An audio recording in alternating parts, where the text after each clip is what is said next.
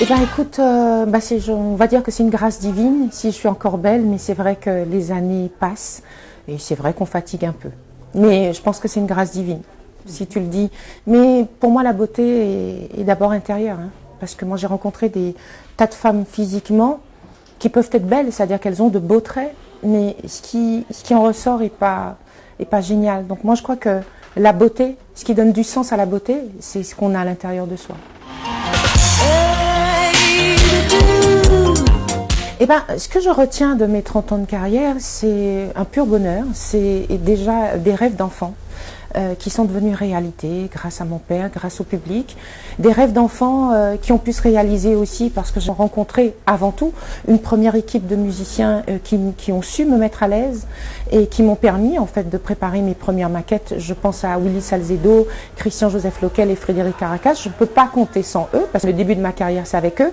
Et donc je retiens ces moments importants. Henri Depps un jour qui vient et qui me dit voilà Tania, tu prépares des maquettes mais j'aimerais bien que tu me fasses écouter ce que tu prépares.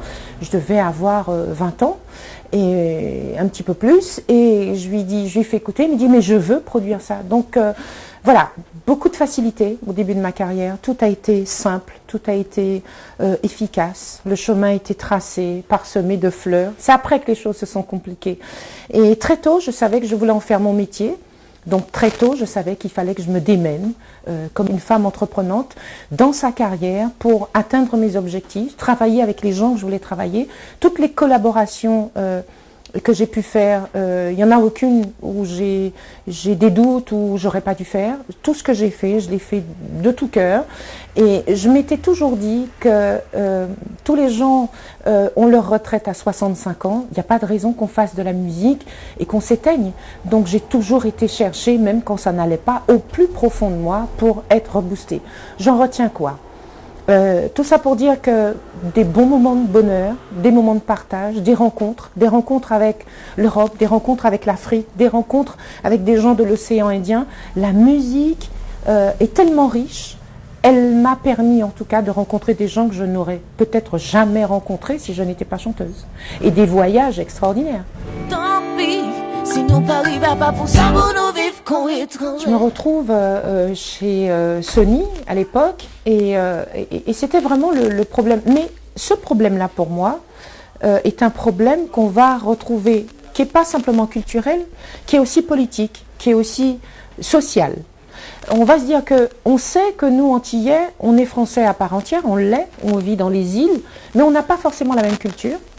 On n'a pas forcément, quand je dis la même culture, on a des choses de la vie, des traditions qui ne sont pas les mêmes qu'en France. Et culturellement et musicalement aussi. Alors, soit j'étais pas prête, soit il y avait quelque chose qui m'embêtait. C'est vrai qu'aujourd'hui, mon regard est différent.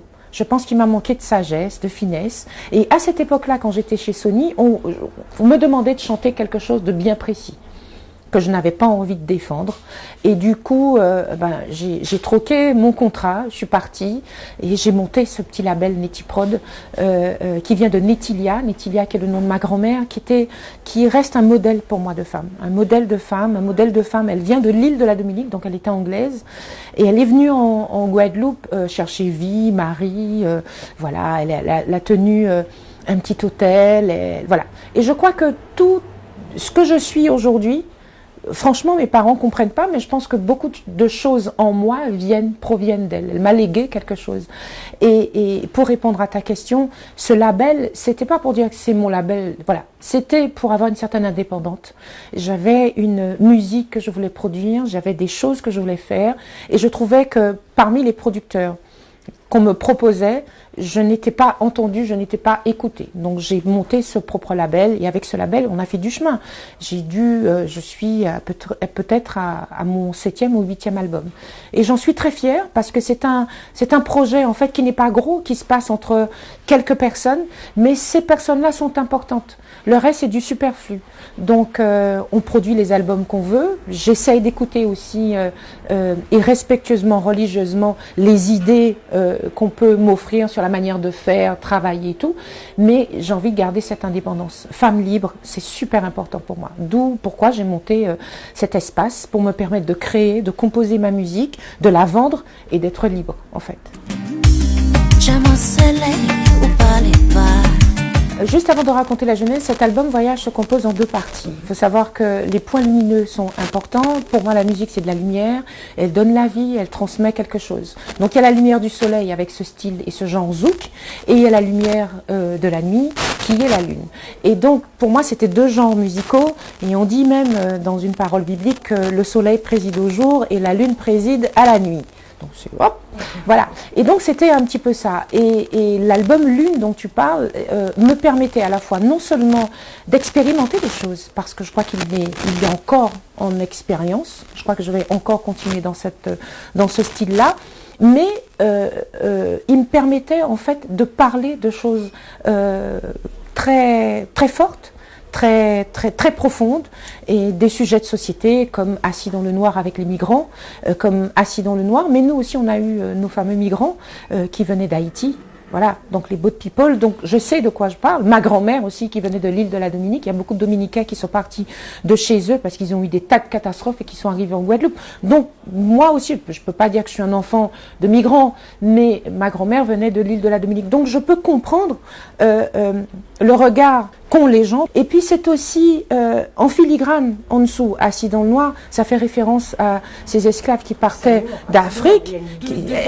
Voilà, deuxième lecture, il y a plusieurs couches, qui partaient de Gorée ou d'ailleurs et qui arrivaient dans les cales à bateau. Et ça, c'est, voilà. Et ce que je peux dire encore aujourd'hui, c'est qu'il y a beaucoup de gens qui veulent pas recevoir de migrants. Je peux comprendre. Mais ce que je dirais, c'est que personne ne quitte son pays comme ça. Il quitte parce qu'il n'a pas de travail, il quitte parce qu'il n'y a pas d'argent, il quitte parce que, voilà.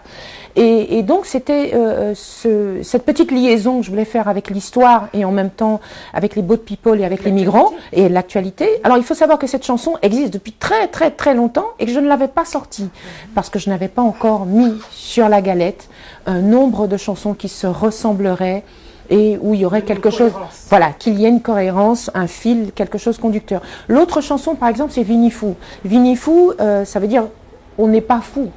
On n'est pas fou. Mais en fait, on l'est. Nous sommes tous fous et cons. Je crois que le plus grand ennemi de l'homme, c'est l'homme lui-même.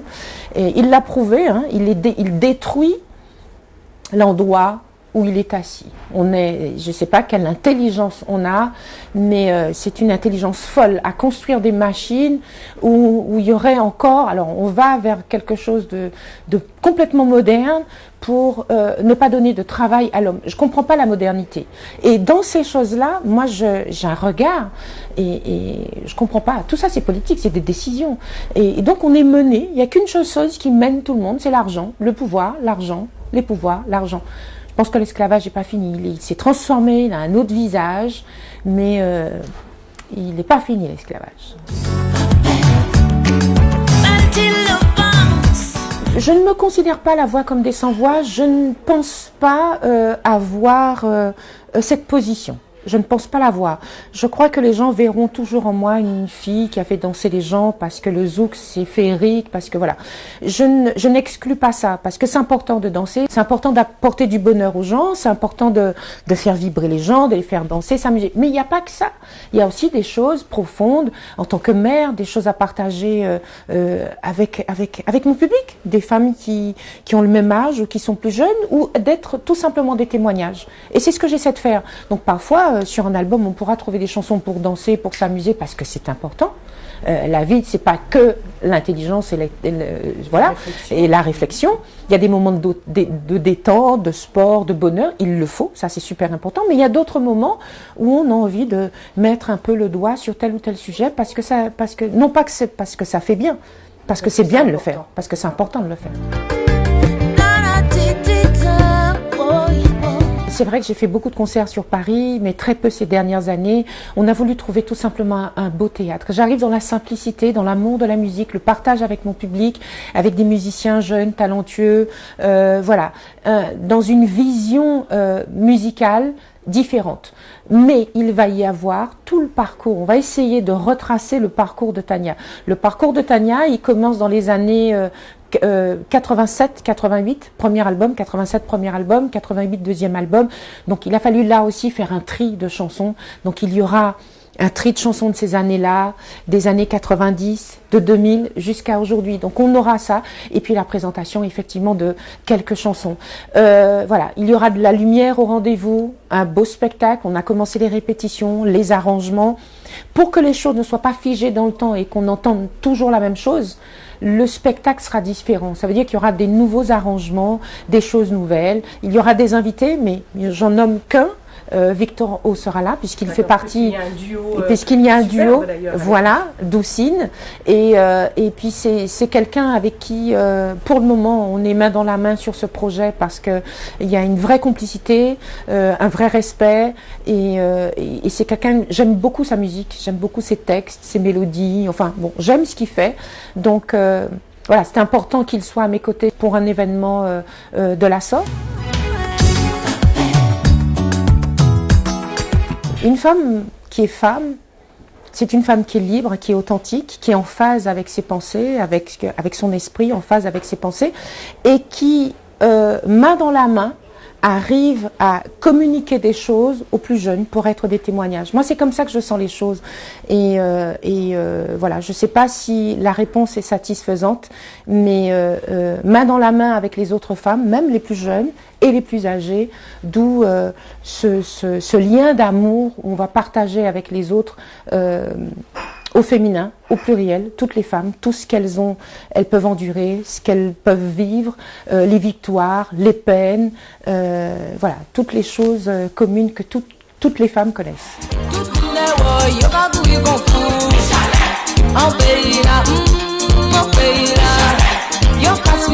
Yoga